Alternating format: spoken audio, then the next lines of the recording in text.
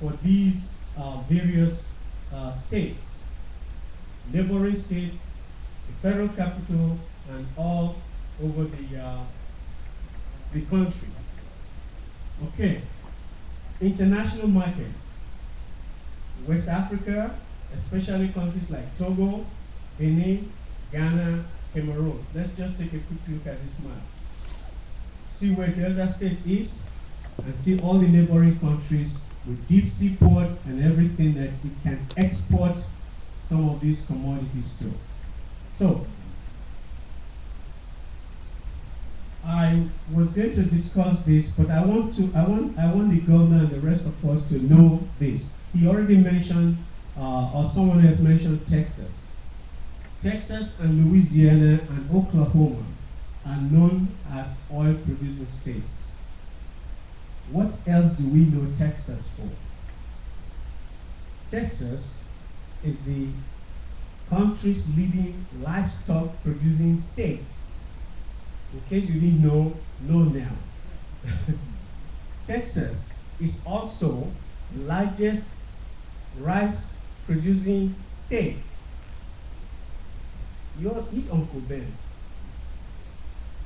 That's where Uncle Ben's originated.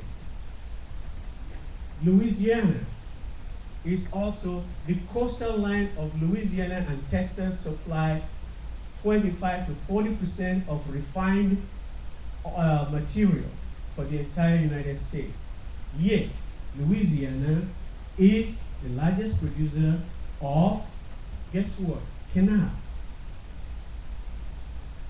The second largest producer of sugar cane. Oklahoma, livestock. Ontario and Manitoba, they produce hydroelectric power, yet they are major, Manitoba is a major wheat producing province. I'm just trying to state all this so that you can know that you can have oil and still be what? A leading agricultural state. Okay? Florida, you hear tourism, right? But the economy is driven by what? Oranges. You had orange juice this morning. It's Florida orange. You are here in New York and Illinois, Chicago. All you hear about is about the financial capital of the world. How many of you here have been to upstate New York? What do you see in upstate New York? This state is second leader of wine production in the United States. Okay, I know I'm running late. Take Brazil. Before I leave, let me take another developing country. Take Brazil. It's now a member of what? The G20. It is now the world's leading producer of what? Oranges. It overtook Florida about 10 years ago after the frost that hit Florida. Okay, there are other resources we could talk about. We cannot live here.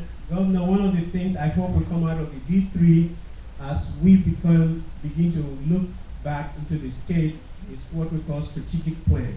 And I'm hoping that we will do this in order to integrate the AEZs and the AIPs for future development. Here is cassava developed by IITA that we could use as germplasm material for our agroecological zones.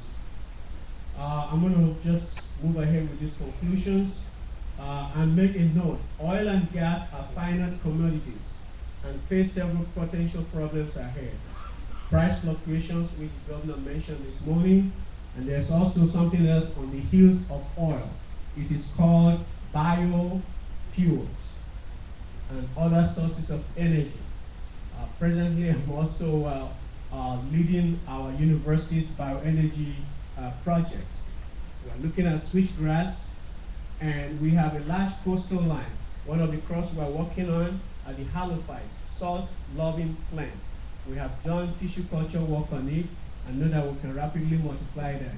We can also come to the state and identify your salt-loving plants and develop biotechnology procedures for them.